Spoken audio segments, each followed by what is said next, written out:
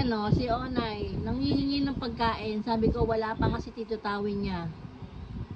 Ang kulit, tinatawag ko ng tinatawag. Aw-aw ng aw-aw. O ano, ngayon? Magsalita ka dyan. May sinabi ko, wala pa nga yung pagkain eh. Nagugutom na daw siya.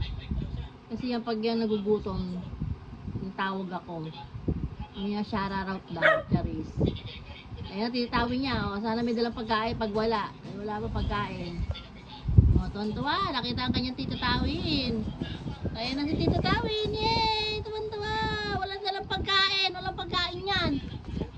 Asan? Wala na. Ay, meron na pala siya pagkain kagabi pa. Akala ko wala. Sorry, kaya pala siya tumatahol lang. Kaya naaamoy niya yung pagkain sa mesa. Sorry, Onay. Ayan o, may pagkain na pala siya. Kaya pala siya tumatahol. Sorry naman, hindi ko alam. Kulang pa yan. Alam mo, kukuha, tapos hindi nga kainin sa semento. O, diba, lakas trip ni Onay. Onay!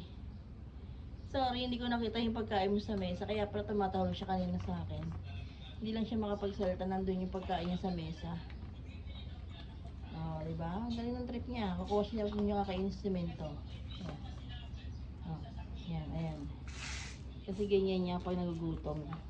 Tinatahulan niya ako. O, tingnan mo kalokohan. O, doon niya nilalagay o. Lakas tama si Onay.